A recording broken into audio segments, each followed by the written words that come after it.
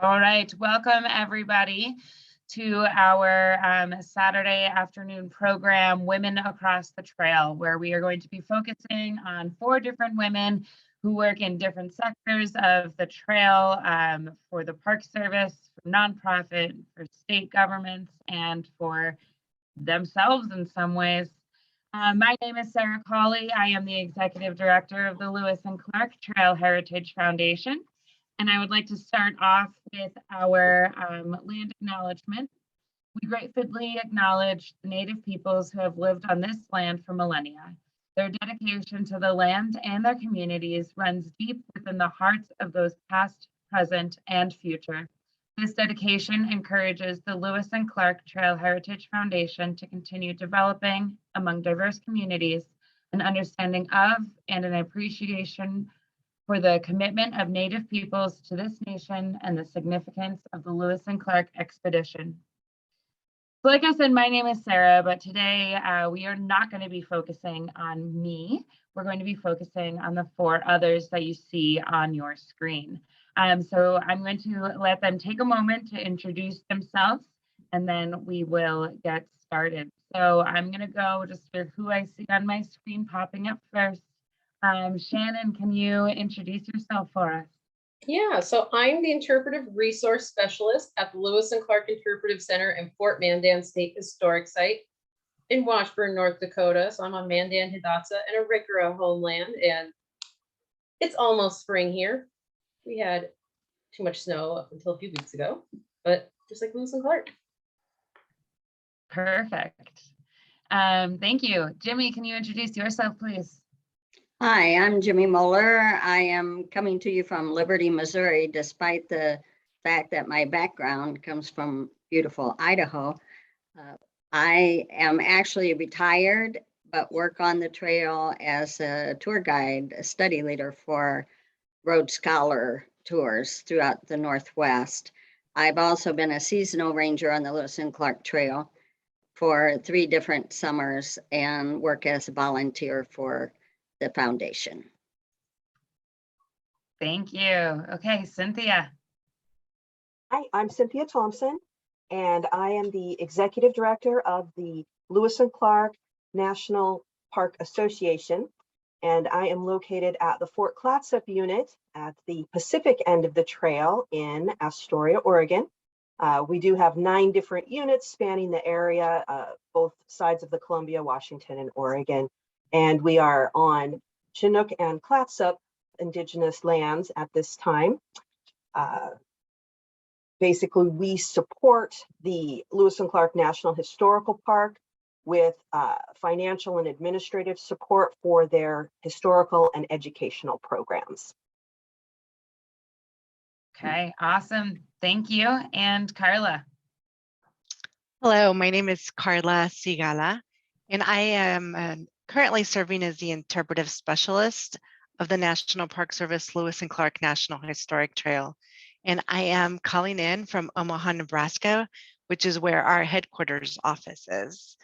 I've been with the Park Service for going on 23 years this coming fall, and 14 of those have been with Lewis and Clark National Historic Trail. Wow. I look forward to today, so it's great to be here. Yeah, well, thank you all so much for introducing yourselves. Now, as I briefly mentioned earlier, we do have, a small list of questions that I'm going to facilitate to our people today. But if you as the listeners do have any questions for these women, please feel free and ask. You can either put it in the chat or if there's a little lull and you can catch it, just say it out loud and let us know what your questions are. So we're going to start with our first question. So how did you become interested in your current field? Cynthia, could you answer that one for us? Sure. Prior to working here, I didn't have a lot of nonprofit experience, but I love to read. And so I started in the bookstore, which is the main program run by our nonprofit here. When I was a kid reading Little House on the Prairie series, I mean, the whole historical aspect really stuck with me. And the opportunity to work for an organization that was both history-based, service-based, and lots and lots of books really drew me in. And now I am just so grateful to be able to work for a wonderful organization as a nonprofit. So even though we do have to sell books, it's more important for us to basically spread the word. And that's what drew me in, just the excitement of the history. Okay, great. Karla, what first interested you? Well, working for the National Park Service is my first job, freshly graduated from college, and I actually worked for the Park Service as a student when I was still in college. And I think what drew me to the National Park Service was just its mission. I think a lot of us are in this work not because of the pay, or not because we're going to become famous, or but because of the mission of the work that we do, and we feel that that's important. And so to me, that's what attracted me to this work, specifically in helping people understand the heritage, the history, the natural resources of their country, and to feel that they belong to them. I think that's one of my priorities, is to help people understand that it belongs to all of us. The stories, the histories, the natural and cultural resources belong to all of us, and we should take ownership and stewardship of these special places. Fantastic, yeah. Jimmy? Well, I really appreciate what Karla just had to offer.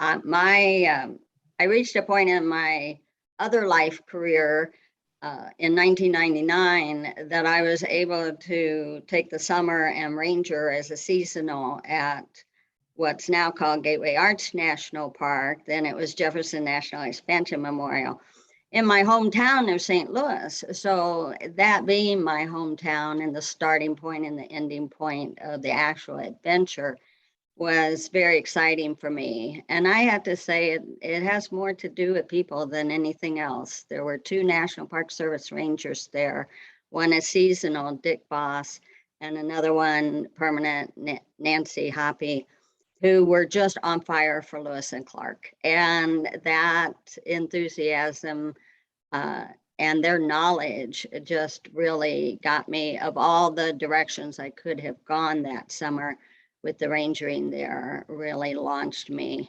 And even now, with people like Karla, with that same level of interest and encouragement, people like you, Sarah, who particularly as women, that see our excitement about the trail and keep us motivated. Great. And Shannon, can you answer that one as well? So how did you become interested in your current field? So despite living in a very flat place, I'm originally from northern Idaho. And so even before learning about Lewis and Clark and Idaho history in the 4th grade, everywhere we seemed to camp was along the Clearwater, the Snake, the Columbia. So started noticing all these things. Then the 4th grade, my teacher really brought it to life. I played the dog. So when people are like, oh, I've been a first-person portrayer. Well, I portrayed a Newfoundland dog. And because Idaho at the time was and still is pretty underfunded for education, this was circa probably 2002, and I was still called Scannon the dog. So from that point forward through school, I started realizing I enjoyed history and enjoyed researching things. And so I went to school at University of Idaho and then grad school at Colorado State University. And Lewis and Clark were still always in the back of my head by grad school.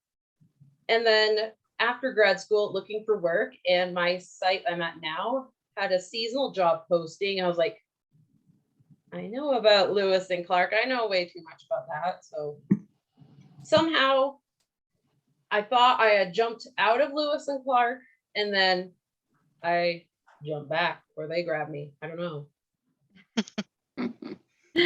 Great. Yeah. So I guess this next question, now that I'm looking at it again, it's kind of, they kind of get linked together. So I mean, you kind of answered a little bit, all four of you. So the next question that I had written down for those of you who can't see it was Lewis and Clark always part of your professional life? We kind of got a little bit of a taste for that. So I'm gonna try to go into the next one with that one still in mind when you answer this, ladies. So what is it that is keeping you interested in this particular National Historic Trail? This one, of course, has a very interesting story, but we all know that that can't be it. So if you can tell me what still keeps you interested in this particular National Historic Trail as a part of your professional or personal life. Jimmy, I'm very interested in hearing your thoughts on that one.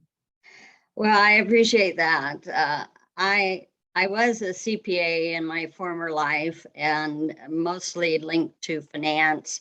I taught here at William Jewell College and now live adjacent to the college, but also had 20 years of getting to travel overseas in intermittent work, anti-money laundering work. So everybody would say, how on earth did you get here? But as I say, I was at a point of career where I could do something totally different and fun. So, and what has kept me on that, I think part of it, that was 1999 when I worked at the Arch. So now I'm 23 years into this story in more of a working, volunteering capacity. And the fact that the bicentennial was coming up very soon, that led to me rangering in Great Falls, Montana for the 2 summers of the bicentennial there. And then going from there, continuing my interest. But there's always more to learn in just about any career, but particularly in this story. And there's such a curiosity about what we don't know. And yet information is still coming to light, which is a wonderful thing that keeps you engaged in the story. I've mentioned the enthusiasm of the partners. My volunteer work is mostly along the trail and keeping the interpretive markers informative and readable, and to work with partners like Karla and even the state and local parks people. There's such engagement in this story, and the locals are so proud of their part in it. So that enthusiasm of the partners is really big. And I think after years of wearing the eye shade and being indoors with the books, that I just love being outdoors, and this gives me that opportunity consistently. Fantastic, thank you. Cynthia, what are your thoughts on that? So what keeps you interested in this particular National Historic Trail? You know, like Jimmy said, there's just so many layers that you can dive into. For me, I love the maps. The Columbia River mapping is amazing. I have a stack of them that I refer to. The flora and fauna also very interesting to me. The discoveries that they made along the trail. And what keeps me interested is we're continuing to see things change along the trail. For example, the EPA just recently named Bradford Island as a Superfund site, and that is specifically linked to the construction of the Bonneville Dam, which of course decimated the native fisheries, which had been indigenous to that area for many, many generations. So we're seeing more activity along those lines where people are starting to recognize the trail then and the trail now. Like you said, with Pittsburgh getting that type of expansion, the story continues to grow as we learn more about things. Another example is the technology. We recently had a ground penetrating radar survey done out here to attempt to locate perhaps the periphery, the footprint of the original fort on the site. So that is technology that we just didn't have access to even 20 years ago. So as we continue on, good things like additional technology for examining sites in a non-invasive way, and yet recognizing that the impact on especially the waterways of the trail is a situation that we need to continue to address. Mhm. Okay, thank you. Thank you. Shannon, what about your answer? What keeps you interested in this particular trail? I think similar to others here, the various levels and the kind of changes in understanding we're having of the different elements and levels of the story and of the trail, whether it's new information coming out or just different social and cultural attitudes changing. When I was going through the archives at my site, I found one of the earliest Lewis and Clark National Historic Trail maps from probably, it was like late 80s or so, maybe early 90s. And there was almost nothing about Native Americans, nothing about York. And now when you open up that map, you learn about Native American contributions and where their homelands still are today. You learn about York's contributions. And it's also a much longer map today too. And with that length, I love how when you start in St. Louis or even now in Pittsburgh and end at the mouth of the Columbia, you go through so many different cultural and geological faces of our nation. And not all of the national trails have that. Yeah, that is very true. Karla, what about you? What keeps you interested in this particular National Historic Trail? Well, in addition to what the others have mentioned, I think hands down is the people. I am really fortunate to work with just an amazing team at the headquarters office here in Omaha. They're all fun and interesting and professional and just so smart. And it's just a really great and positive environment to be in. And then there's all the people across the trail that I have met over the years and the partnerships and the friendships I've made, much like Jimmy. It's so great to even a weekend or an evening, look at my phone and it's a text from Jimmy, and she's just as excited as I am about an interpretive wayside or some other thing that she saw on her travels. And so we're able to commiserate around that. And I think that in itself is just so valuable. I mean, I can travel to Oregon or Montana, and I know that there's always going to be someone there that I can go have dinner or lunch with and share some of the same passions and interests. And it's more than just work, right? It becomes a friendship and a partnership and just really a great shared experience. Yeah, I think that's great. And speaking on behalf of some of my members, I know that they feel the same way. As a lot of you all just mentioned, especially about knowing people across the entire trail. We are a community. We are the Lewis and Clark community, and it's a great thing to have. So you can continue learning and you can continue growing your knowledge about where you are and where you're going.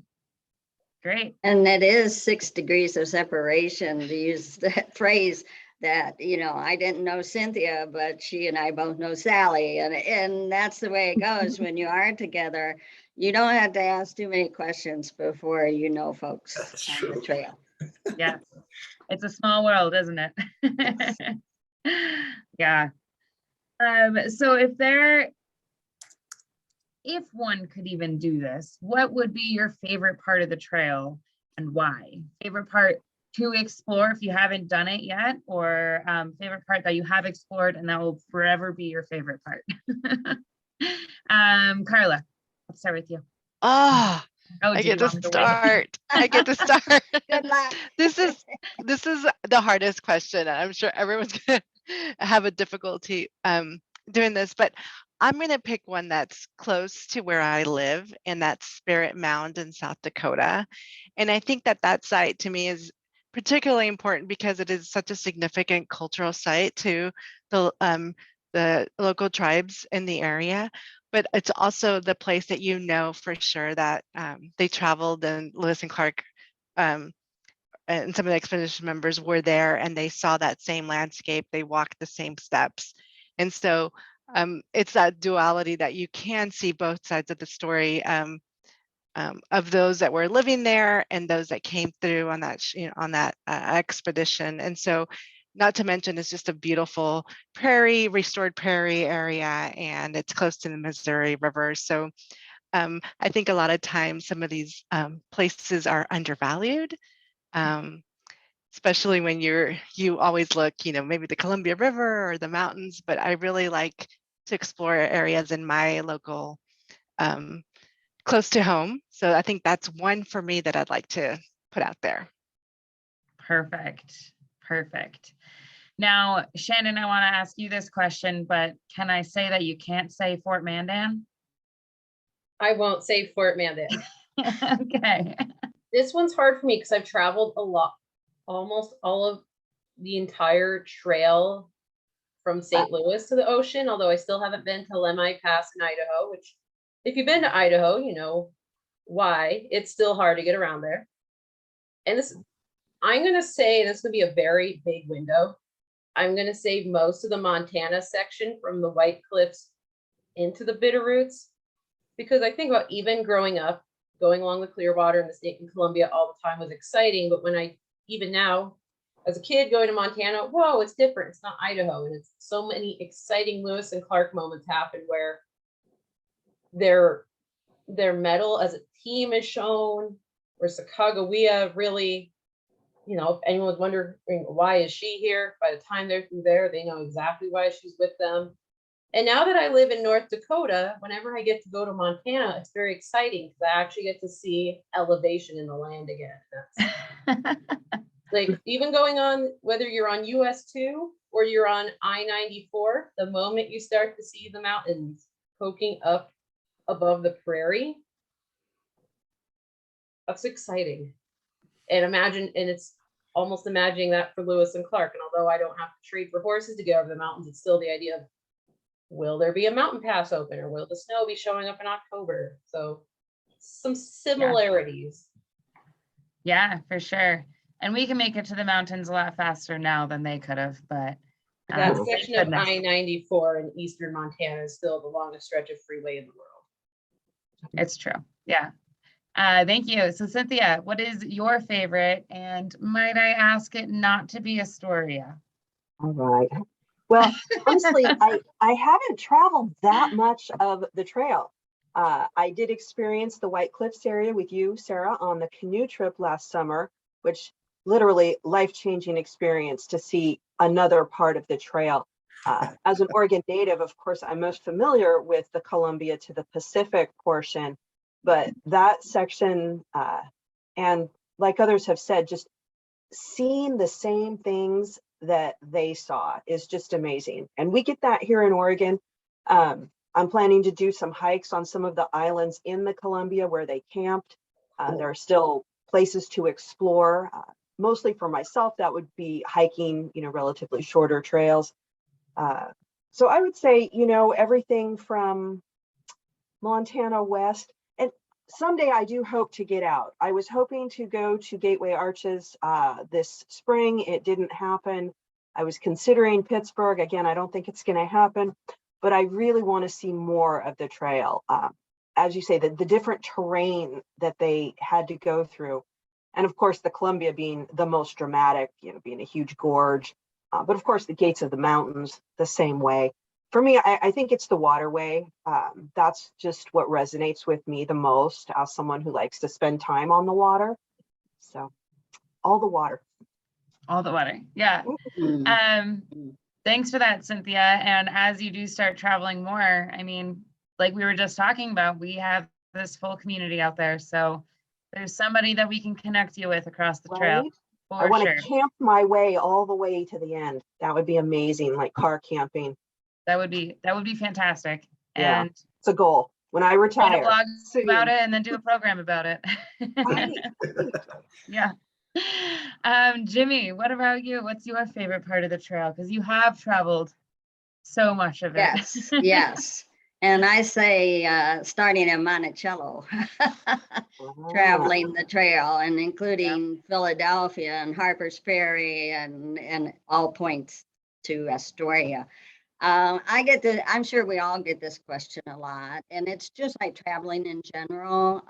you know, if you've been to a lot of countries, I tell people I've been to all 50 states. They always say, what's your favorite? You know, where should I go? And my standard answer is every part has its magic. Every country has its magic. Every state has its magic. Every part of the trail has its magic. And so I agree with everything the other three have said and love those places. And when I give that answer, people are still not satisfied. Every place has its magic. And I say, well, just please don't overlook what is often called flyover country. And I do tell them, if they want examples from me about flyover country, Karla, the first thing I offer is Spirit Mound for all the reasons you described. It is a spiritual place. It is a magical place. As everyone on this call knows, the core members were flabbergasted, astonished by the prairie. It was something they had never seen before.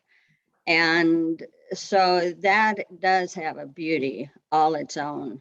And places like that, going to Floyd's grave and actually covering the ground where he spent his last days and died so peacefully, you know, and only recently I was driving along Highway 94 along the Missouri River, the north side of the Missouri River across Missouri, and the dogwoods are blooming and you see the river on your right, and it's magical. I tell people I am happiest when I see a sign that says impassable in high water. I know where I want to be, that's where I want to be. That's wonderful. Thank you. Thank you. Now, ladies, as we were talking before, you told me that our last question was probably going to take up the most amount of time. And with that in mind, because I do think that this question is very important, and it is something that, you know, we're all thinking about all the time. So how do you see the Lewis and Clark story being told in the future in order to get and keep the younger generation interested like you are right now? So I'll let you, I know that you all have the questions, but if you want to, you know, take a minute to process that again. And for those that are listening, I'm just going to read it again just so that you can hear once more what these ladies are going to be referring to next. So the question is, how do you see the Lewis and Clark story being told in the future in order to get and keep the younger generation interested like you are today? Okay, now I don't want to call out anybody on this one. So does anybody want to answer first? No volunteers, I will. I will, because Okay, great. I just found out about this new thing that I had not even heard about before. So basically, technology, getting younger people interested through things like podcasts. So we're going to be taking some of our existing audio, repackaging it as podcasts, or doing some ongoing interviews of things that might resonate with younger people. The thing I just found out about, and I need to run it by a few people, is the community geo filters that are available for Snapchat. I don't use that software myself, but apparently it's very popular with the kids. And what it does is allows you to have a custom border for the selfie. And it's geo-fenced, so you can only use that filter when you're in the actual place. And it's not for businesses, it's only for publicly accessible places. So for example, someone could take a selfie in front of something, you know, one of our features at our park, Fort Clatsop, for example, and it would drop just the caption, you know, Fort Clatsop, Astoria, Oregon. Or maybe funnier, maybe they get the Newfoundland doggy face filter because they're visiting where Seaman spent the winter. So that's something I think is going to be really fun to explore. I have a new staff member who knows all these latest tech things, and that's going to be a real benefit to us, I think, in reaching out to youth. We also have some really excellent youth programs. They started a new one this year, and basically what it is, it's living history skill workshops for teenagers. So we have staff, National Park Service staff teaching basket weaving, fire starting, wood carving, drum making, foraging. And these are free 4-hour workshops held here at the park. The association supports that by providing the snacks. And basically what the education department here has asked is, in return, those youth commit to doing 4 hours of on-site volunteer work to share those skills that they learned. So that not only do they get to learn a cool skill, they carved cedar spoons, for example, for wood carving. Our facilities department cut them up some wood, some downed wood, and everybody went home with a handmade cedar spoon. Then that kind of gives them a tangible, hands-on way to engage with the story, and then to share it, to pay it forward to other people who are visiting, who might, young people talking to young people is a good way to spread that story and make it exciting and relevant. We're not the only ones doing that. I know that the Columbia River Intertribal Fish Commission holds an amazing week-long residential camp called Salmon Camp. And that is a huge partnership between multiple organizations, bringing Indigenous kids back to the land, talking about traditional skills. And again, teaching the younger people these skills and stories that they might not have heard before, and that they are then encouraged to share that with their own community. So I'm really excited about what's happening for young people today on both immersive skills workshops and camps, as well as reaching out through technology like YouTube, Instagram, that type of thing. Mm-hmm. Yeah, so I also don't really use Snapchat, so the filter thing sounds pretty cool to me. We're going to explore it. And who doesn't love immersive education? And you're right, giving them a tangible is very important.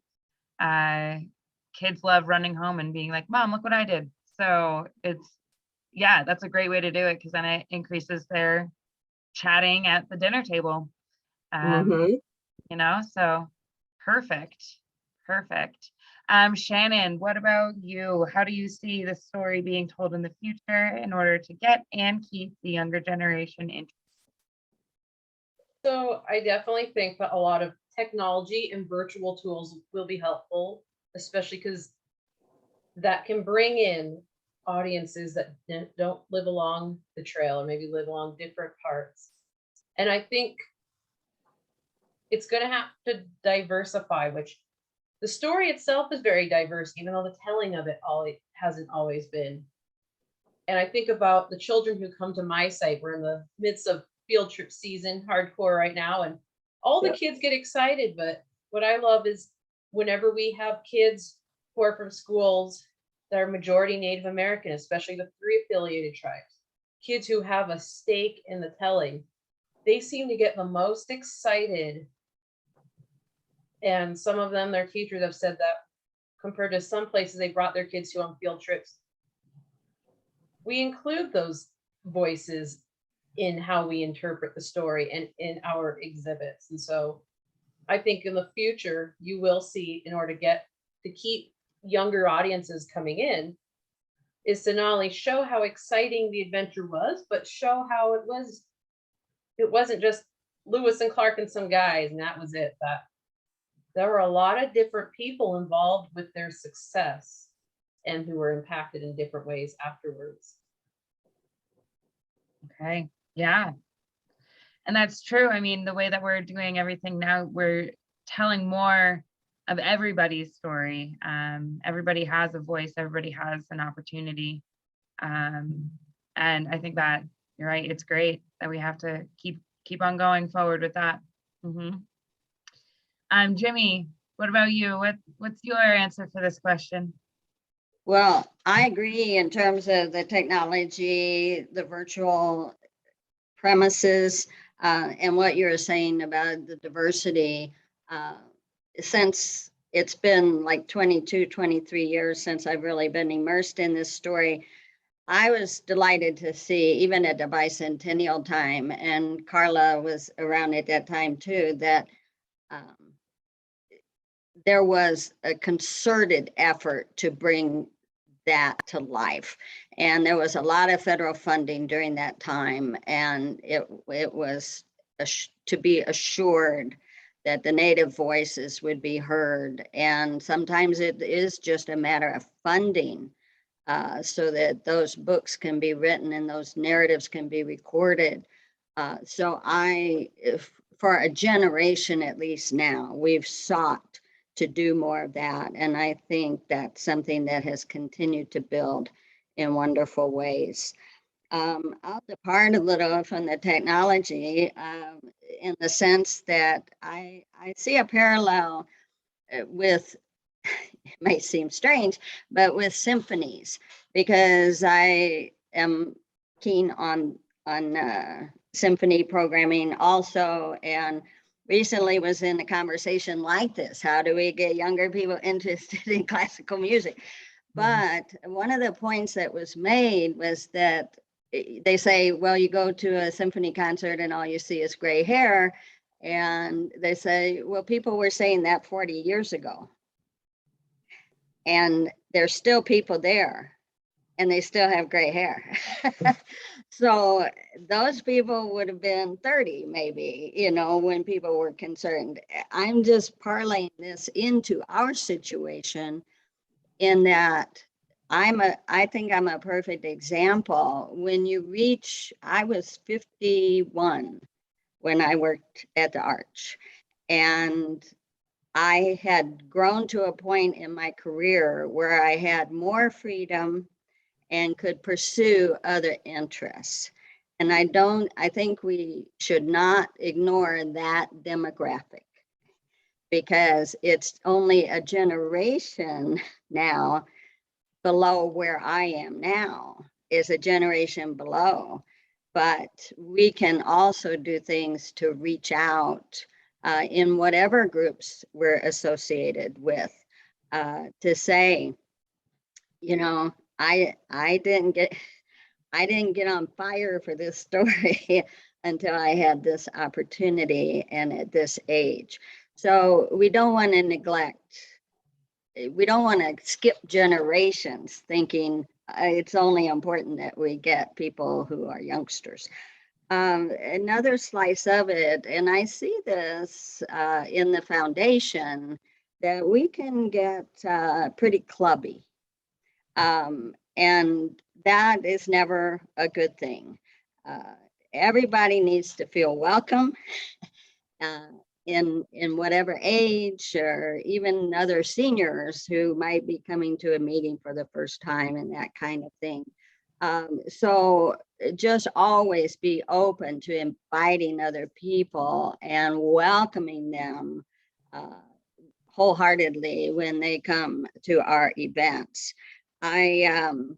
I think it's important not to overwhelm people. If you get somebody willing to listen to the story, then you go on and on and on.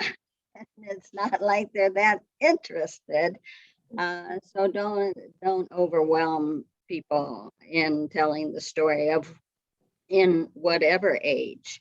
I think Gary Moulton just provides such a superb example of how we all ought to be. He loves to say, I'm a student of Lewis and Clark. No one is regarded as, everyone regards him as the preeminent scholar. And he's humble, he's joyful. When he gets the platform, he does not try to outdo everybody else. He just brings joy and life and humility to this story. He doesn't have to say, these people have it wrong, these people have it right. We hear some of that. So I just always lift up Gary Moulton as the model. And even in terms of how we interact with young people, no one does it better than he does. He's a teacher, he's a mentor. And one other thing I'll suggest, even in the reenactment, something that has really impressed me in this first person activity is, I mentioned earlier Dick Boss, who was one who really motivated me early on, who has been a Lewis and Clark scholar, worked for the National Park Service at several sites, including Fort Clatsop. He does first person George Shannon, but he does it as a judge. He did it in a way that fit his age, Dick Boss's age. And even Clay Jenkinson likes to say he doesn't do Lewis anymore because he's too old to do Lewis. And we know and see, we want to have some of this reenactment. And yet what we need to, we all know that young people, I know a lot of young people who are so interested in theater. And so if we can, whatever time and energy we might have to do reenactments, that we might use that to create scripts, to go to the schools and say, we're looking for a team who's willing to do a reenactment on May 14th to commemorate the anniversary of them launching up the Missouri River. I think you could find a lot of students who would groove on that. And the people who are reenactors would be similar to those in age and strength and all those things to those who were actually on the expedition. Some ideas. That's a great idea. Yeah. I hadn't even thought about that. Here in Great Falls, we're always like, oh, let's just go to Malmstrom Base and get some of those young gentlemen to come do the reenactments, but because that's how a lot of them got interested in the beginning. Yeah. But going to those schools, I mean, we have 2 universities right here in town. Yes. So that's definitely a resource that we can use more of. Thank you, Jimmy. That was great. Karla, what about you? What are your thoughts on this question? Well, certainly what the others have said really resonates with me. I think one other thing too is that I think in 2020, this country saw a huge cultural shift and also a hunger for understanding our past, understanding where we came from as a country, as individuals, as certain groups of people, Native people, how slavery has affected our country then and how it affects us today. So I think that the Lewis and Clark story is just a prime example of how we can use the stories to really make it relevant to our audiences today. So how can we use the story of York to reach those audiences? How can we tie civil rights to the story of York and tie it to today? How can we bring Indigenous ways of knowing to our classrooms through telling the Lewis and Clark story? How can we talk about the diversity of our landscapes, our natural resources, our cultural resources? As we progress geographically across the country, I think just talking about the diversity of landscapes in our country is super important. And so just to show the wide breadth of knowledge that we can gather from the story is going to be really important. Like Jimmy said, I was around during the bicentennial and I got to work with Gerard Baker. And something that has always, he'll tell you, he's still telling it today. I just saw a presentation a few weeks ago that, we need to stop and make sure that we're telling the story from not only the boats on the water, but from those who were standing on the banks looking at the expedition coming up. And so I think that still holds true. And I think that's an opportunity for us to look within ourselves and see who we are as a people, as individuals, what our own cultural backgrounds are, and how that kind of ties to I don't know, one of you says, I think maybe Shannon said that, the success of the expedition, but also the effects on the Native peoples and maybe even some of those expedition members when they returned. Maybe it wasn't a success for everybody. So just looking at the whole story in that respect, especially because right now I think people are really hungry for that cultural awakening, that cultural exploration of ourselves and our country. I think that's really going to be the key for reaching audiences who are looking for that as examples of where they fit in their local community and as part of this bigger country. I hope Yeah. that makes sense. Yeah, I Yes. definitely think that it did. And you're right, we are going through a lot of transition together as a unit, as a country. So that's a great way to look at how we're gonna start talking about the trail and talking about the story. So, thank I you. have a quick example, if you don't mind. Yeah. Our visual information specialist came on right before everything shut down in January of 2020. And she was tasked with creating a Trailwide Junior Ranger book. And as all of you have probably experienced this, like, how do you tell the Lewis and Clark story in 16 pages to an audience of like 5 to 10-year-olds? That's pretty impossible. You need an entire, set of journals to tell the story. But what she did is that she started the story. The Junior Ranger book starts with the Native story. Like, you open it up and it starts with like, these are the Native homelands. This was all here. And she doesn't even talk about Lewis and Clark until later on in the book. And so I think that's a really good place to start, a place to acknowledge, kind of like you did, Sarah, at the beginning, like there was so much more, or so many other things that were here before all of us came along, before the expedition came along.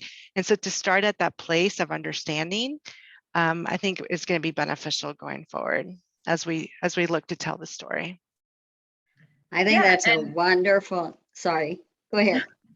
Go ahead, I Jimmy. think that's just a wonderful example because even the Gateway Arch is another fine example that when I worked there, the National Park Service, the theme of that site, it was not a national park. The theme of that historic site was development of the United States, Western expansion of the United States in the 19th century. That was the focus. And so it started with the Lewis and Clark story and went through the Transcontinental Railroad and a lot of other things along the path. But when they redid it and actually made it a national park, they went to the more ecological dimensions of that area. They went to the native lands, and now the museum, I encourage anybody who hasn't been to the new museum to go. Now the museum starts with the native peoples. And it starts with the formation of the Mississippi and Missouri rivers, that kind of geological history, that kind of native history, and then builds on that. So that really only a small fraction of the museum's emphasis now is 19th century Western expansion. But I want to give a shout out to all of the people on this panel that you all are part of a structure that is providing exceptional educational programming. Shannon, the state units, certainly the National Park Service, those who support the National Park Service like you do, Cynthia, and even the Forest Service, the Bureau of Land Management, someone mentioned earlier, it sounds like most of us have been through the White Cliffs. Oh my gosh, but that's the Bureau of Land Management. There are so many units out there that are developing have for years offered superb educational programs. Shannon talked about being there as a fourth grader, getting more of the Lewis and Clark story. Those are the typical milestones in which they bring that story to life for school children. So a big shout out to what's happening. And then as Cynthia had a wonderful litany of what they're doing now to just advance that cause, a cause that has been a solid part of your mission for so long, and continuing to advance it with the virtuals and the new technology. Wonderful. Definitely. Thank you for that, Jimmy. I do want to open it up to our listeners. So if any of you have questions for our 4 panelists, we have a few more minutes, so I would like to open it up to you if you have anything. You can unmute yourself, or like I said earlier, you could throw your question into the chat. Totally up to you. Do you mind putting their images on the screen that we can Yeah, can so now if you see who want we to turn have? on your cameras, you can turn on your cameras now as well.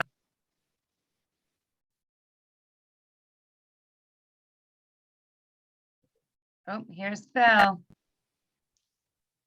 I would certainly say that White Cliffs adventure for me was really an eye opener. And to be there along that bank and read the log and look at those White Cliffs and the surrounding geographics of that was an incredible experience, a real eye opener. Not to mention the fact that was the first time in my life I ever spent any time in a canoe. Started out on that trail, didn't know sick'em about a canoe really, other than what I'd read about in the book. But here I was in a canoe and canoeing, didn't know what I was doing. But by the time the trip was over, that canoeing experience in itself was an eye opener. Mm-hmm. Well, you and your wife did great, and you didn't tip over once, so it was awesome. Well, that's good. Yeah.